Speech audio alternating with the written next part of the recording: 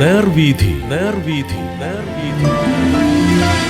Evangelist Kunjumon Thottappally ഇപ്പോൾ ദൈവവചനം പങ്കുവയ്ക്കുന്നു. ശ്രദ്ധിച്ചാലും.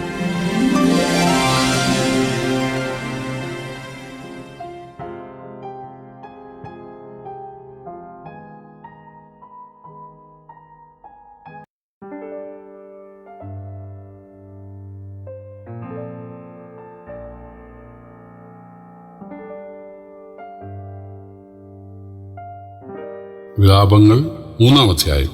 ഞാൻ വായിക്കുന്നത് ശ്രദ്ധിച്ചാലും. ഞാൻ അവൻ്റെ കോപത്തിൻ്റെ വടികൊണ്ട് കഷ്ടം കണ്ട പുരുഷനാകുന്നു. അവൻ എന്നെ വെളിച്ചത്തിലല്ല ഇരുട്ടിലത്രേ നടത്തിക്കൊണ്ട് പോന്നിരിക്കുന്നത്. അതേ, അവൻ ഇടപെടാതെ പിന്നെയും പിന്നെയും തൻ്റെ കൈ എൻ്റെ മേൽ തിരിക്കുന്നു. എൻ്റെ മാംസത്തെയും ത്വക്കിനെയും അവൻ ജീർണമാക്കി എൻ്റെ അസ്ഥികളെ തകർത്തിരിക്കുന്നു. അവൻ എൻ്റെ നേരെ പണിതു നഞ്ചും പ്രയാസവും എന്നെ ചുറ്റുമാറാക്കിയിരിക്കുന്നു.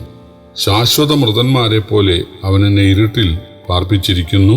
പുറത്തു പോകുവാൻ കഴിയാതവണ്ണം അവൻ എന്നെ വേലി കെട്ടി അടച്ച് എൻ്റെ ചങ്ങലയെ ഭാരമാക്കിയിരിക്കുന്നു. ഞാൻ കൂകി നിലവിളിച്ചാലും അവൻ എൻ്റെ പ്രാർത്ഥന തടുത്തു കളയുന്നു. വെട്ടുകല്ലുകൊണ്ട് അവൻ എൻ്റെ വഴി അടച്ച് എൻ്റെ പാതകളെ വികടമാക്കിയിരിക്കുന്നു. അവൻ എനിക്ക് പതിയിരിക്കുന്ന കരടിയെപ്പോലെയും മറഞ്ഞു നിൽക്കുന്ന സിംഹത്തെപ്പോലെയും ആകുന്നു. അവൻ എൻ്റെ വഴികളെ തെറ്റിച്ച് എന്നെ കടിച്ചു കീറി ശൂന്യമാക്കിയിരിക്കുന്നു. അവൻ വില്ല് കുലിച്ച് എന്നെ അമ്പിന് ലാക്കാക്കിയിരിക്കുന്നു. അവൻ എൻ്റെ പൂണിയിലെ അമ്പുകളെ എൻ്റെ അന്തരംഗങ്ങളിൽ തറപ്പിച്ചിരിക്കുന്നു. ഞാൻ എൻ്റെ സർവ്വജനത്തിനും പരിഹാസവും ഇടവിടാതെ അവരുടെ പാട്ടും ആയി തീർന്നിരിക്കുന്നു. അവൻ എന്നെ കയ്പ് കൊണ്ട് നിറച്ച് കാഞ്ഞിരം കൊണ്ട് മത്തുപിടിപ്പിച്ചിരിക്കുന്നു. അവൻ കല്ലുകൊണ്ട് എൻ്റെ പല്ലു തകർത്തു എന്നെ വെണ്ണീരിലിട്ടിരിക്കുന്നു. നീ എൻ്റെ പ്രാണനെ സമാധാനത്തിൽ നിന്ന് നീക്കി ഞാൻ സുഖം മറന്നിരിക്കുന്നു. എൻ്റെ മഹത്വവും യഹോവയിങ്കലുള്ള എൻ്റെ പ്രത്യാശയും പൊയ്പോയല്ലോ എന്ന് ഞാൻ പറഞ്ഞു. നീ എൻ്റെ കഷ്ടതയും അരിഷ്ടതയും കാഞ്ഞിരവും കയ്പും ഓർക്കണമേ. എൻ്റെ പ്രാണൻ എൻ്റെ ഉള്ളിൽ എപ്പോഴും അവയെ ഓർത്ത് ഉരുകിയിരിക്കുന്നു. ഇത് ഞാൻ ഓർക്കും, അതുകൊണ്ട് ഞാൻ പ്രത്യാശിക്കും. നാം മുടിഞ്ഞു പോകാതിരിക്കുന്നത് യഹോവയുടെ ദയയാകുന്നു. അവൻ്റെ കരുണ തീർന്നു പോയിട്ടില്ലല്ലോ. അത് രാവിലെ തോറും പുതിയതും നിന്റെ വിശ്വസ്തത വലിയതുമാകുന്നു. യഹോവ എൻ്റെ ഓഹരി എന്ന് എൻ്റെ ഉള്ളം പറയുന്നു. അതുകൊണ്ട് ഞാൻ അവനിൽ പ്രത്യാശ വയ്ക്കുന്നു. തന്നെ കാത്തിരിക്കുന്നവർക്കും തന്നെ അന്വേഷിക്കുന്നവനും യഹോവ നല്ലവൻ. യഹോവയുടെ രക്ഷയ്ക്കായി മിണ്ടാതെ കാത്തിരിക്കുന്നത് നല്ലത്. ബാല്യത്തിൽ നുകം ചുമക്കുന്നത് പുരുഷന് നല്ലത്. 66 വാക്യങ്ങളുള്ള ഏറ്റവും വലിയ അധ്യായം ആണ് ഈ 3-ാം അധ്യായം. വിലാപങ്ങളുടെ പുസ്തകത്തിലെ ഏറ്റവും വലിയ അധ്യായം. ഇതിലെ പ്രധാന വാക്യങ്ങൾ നമുക്കൊന്നുകൂടെ വായിക്കാം. 22, 25, 26, 27, 33. 22-ാം വാക്യം, നാം മുടിഞ്ഞു പോകാതിരിക്കുന്നത് യഹോവയുടെ ദയയാകുന്നു. അവൻ്റെ കരുണ തീർന്നു പോയിട്ടില്ലല്ലോ. 23-ാം വാക്യം, അത് രാവിലെ തോറും പുതിയതും നിന്റെ വിശ്വസ്തത വലിയതുമാകുന്നു. യഹോവ എൻ്റെ ഓഹരി എന്നെൻ്റെ ഉള്ളം പറയുന്നു. അതുകൊണ്ട് ഞാൻ അവനിൽ പ്രത്യാശ വയ്ക്കുന്നു. തന്നെ കാത്തിരിക്കുന്നവർക്ക് തന്നെ അന്വേഷിക്കുന്നവർക്കും യഹോവ നല്ലവൻ. യഹോവയുടെ രക്ഷയ്ക്കായി മിണ്ടാതെ കാത്തിരിക്കുന്നത് നല്ലത്. ബാല്യത്തിൽ നുകം ചുമക്കുന്നത് പുരുഷന് നല്ലത്. യെരൂശലേം നാശത്തിന് ഉള്ള യിരെമ്യാവിൻ്റെ പ്രതികരണമാണ് ഈ 3-ാം അധ്യായം. ഇസ്രായേൽ ജനത്തെ മാനസാന്തരത്തിലേക്ക് നയിക്കാൻ ആഗ്രഹിച്ച ദൈവം യിരെമ്യാവിലൂടെ പ്രവചനങ്ങൾ നൽകുക മാത്രം ചെയ്യാതെ യിരെമ്യാവിനെ പലപ്പോഴും സാധന പാഠമാക്കുക കൂടെ ചെയ്തിട്ടുണ്ട്. അവയിൽ ചിലത് വളരെ കഠിനമായിരുന്നു. യിരെമ്യാവ് ഇരുട്ട് നിറഞ്ഞ കുണ്ടറയിൽ ദീർഘകാലം കഴിയേണ്ടി വന്നിട്ടുണ്ട്. അതെല്ലാം ഇസ്രായേലിൻ്റെ നന്മയ്ക്കായതുകൊണ്ട് യിരെമ്യാവ് സന്തോഷത്തോട് സഹിച്ചു. പഴയ നിയമ പ്രവാചകന്മാർക്ക് മാത്രമല്ല അപ്പോസ്തലന്മാർക്കും സാധന പാഠങ്ങളാകേണ്ടി വന്നിട്ടുണ്ട്. അവർ ജയിലിൽ അടയ്ക്കപ്പെട്ടതും വിടുവിക്കപ്പെട്ടതും വിശ്വാസികൾക്ക് ധൈര്യം ഉണ്ടാകേണ്ടതിനായിരുന്നു. പത്രോസും പൗലൂസും യോഹന്നാനും തടവിലാക്കപ്പെട്ടതിൻ്റെ വിവരണങ്ങൾ ബൈബിളിലുണ്ട്.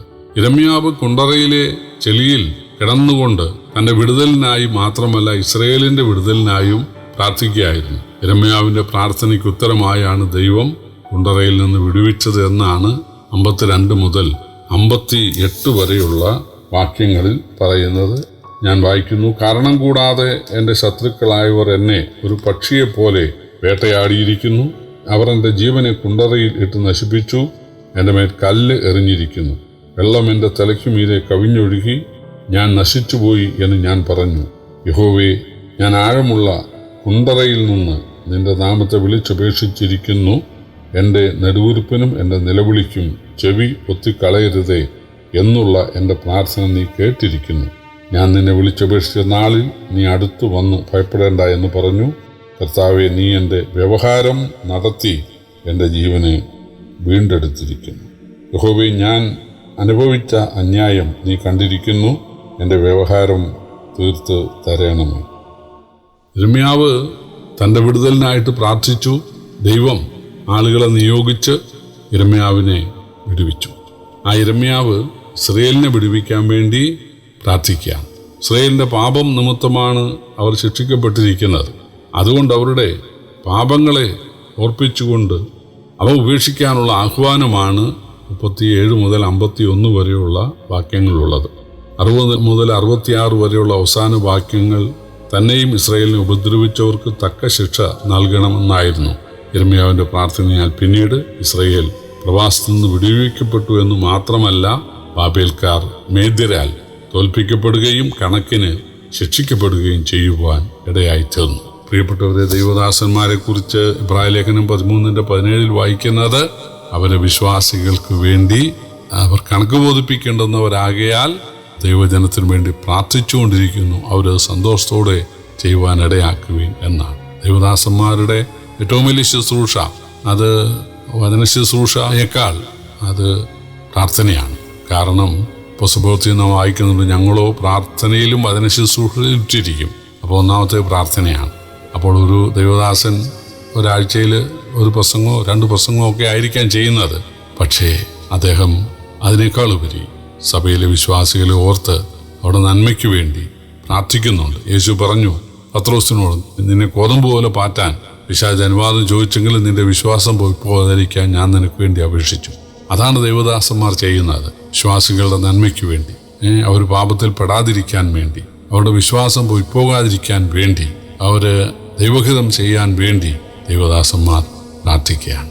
തീർച്ചയായിട്ടും ആ പ്രാർത്ഥനയുടെ ഫലമായിട്ടാണ് ദൈവമക്കൾക്ക് നന്മയുണ്ടായതെന്ന് ഭാവി നിത്യത വെളിപ്പെടുത്തും. യിരെമ്യാവ് ദൈവജനത്തിനു വേണ്ടി പ്രാർത്ഥിക്കുകയായിരുന്നു. അതാണ് നാം 3-ാം അധ്യായത്തിൽ കണ്ടത്. ദൈവം നമ്മെ സഹായിക്കട്ടെ. കർത്താവിൻ്റെ വിലയേറിയ നാമം വാഴ്ത്തപ്പെടുമാറാകട്ടെ.